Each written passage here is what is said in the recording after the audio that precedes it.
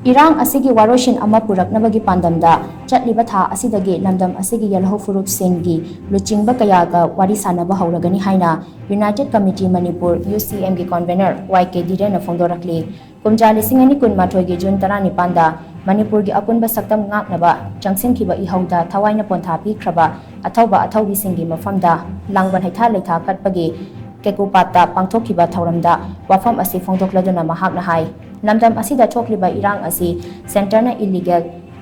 chin kuki immigrant singi mating pangsinduna chatharakpa aronba lalong ki saruk amani haibada haimanba thokloi IRANG asida government of India na tumine genduna lairiba asina kari wakhal leibano haibadu mayek singna takle pumnamak oiduna su lan asina Lamdam asigi laibak lepkadawribani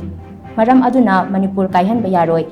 aikoi maiti bayade haiba Philip asi chetna lawbaga loinana lan asi maipaknaba lan thingnaba mathau tai lan asi mai pakke hairabadi Lamdam asida nushi chanana khundamina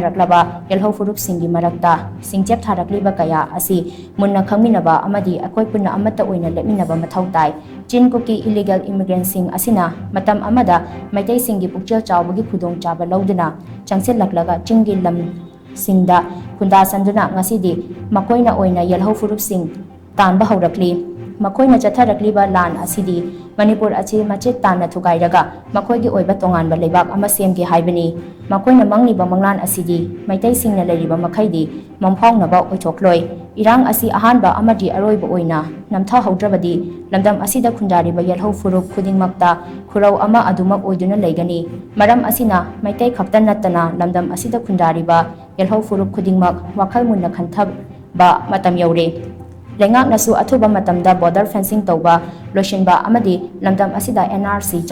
chanahanduna mitop sing khandoktuna masa masagi maramdamda deport tobiyo hainasu mahakna makatana phongdokhi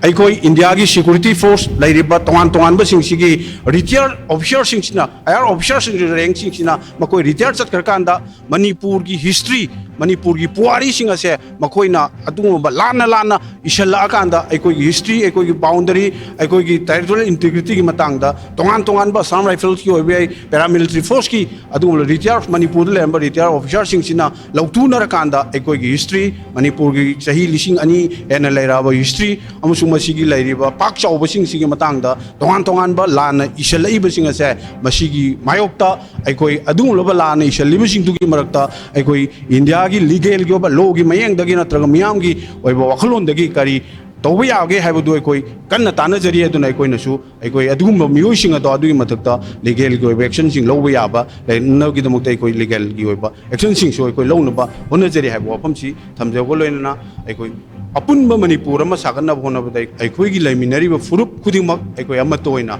laiminana ba tatok tasin tawna ba aikoi yusemna kan honajari am sumasi honajagani do makha tan hinjagani haibu wafamje ai thamjin